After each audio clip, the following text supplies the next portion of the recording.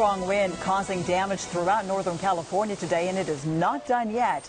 If you've been out today, this is probably something you've seen a lot of. Tree branches and debris scattered all over the place in Sacramento and many other cities. Yeah, the wind not just making a mess, also causing some real problems. Here's an intersection in Davis that was shut down most of the day because the wind was strong enough to snap a power line right across Pole Line Road in Covell Boulevard. That intersection still closed right now, and PG&E crews are planning to be there until 10 tonight.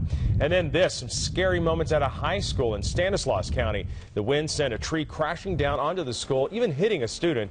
She wasn't seriously hurt. We'll have more on this story coming up in just a moment.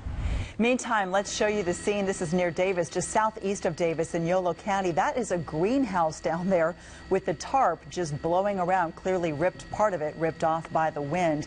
Fortunately, I'm not seeing anything in there. Are you, Galston? No, it doesn't look like it, but that's a big repair there to fix that skin on the outside of that building. KCRA 3's Mike DeSalle has been out in the wind all day for us. Right now, he's live outside a home in the Campus Commons area of Sacramento where a tree limb came crashing down. Mike?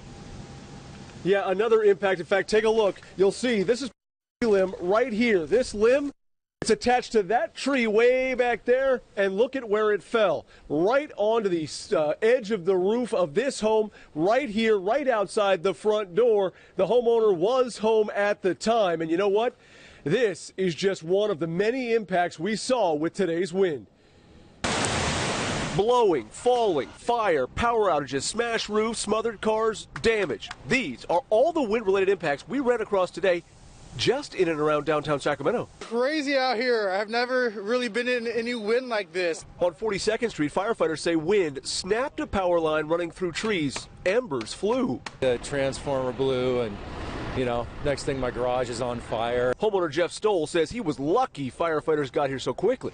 All the neighbors feel fortunate that they got out here in a hurry. At the same time, at 25th and East Streets, Willie Harris showed off cell phone pictures of the tree limb that fell on his car. It was crazy. It was just, had the tree just going back and forth everywhere. Nearby at F and 20th, the winds cracked a tree limb and left it dangling precariously over passing cars. At 50th and Broadway, this limb came crashing down. A nearby businessman worried more was coming.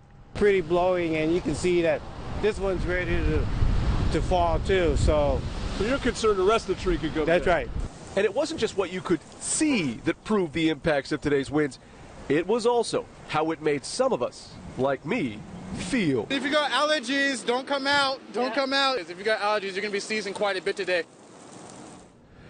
And back here live, amid all these gusty winds, what happened inside this home where this tree fell on Commons Drive?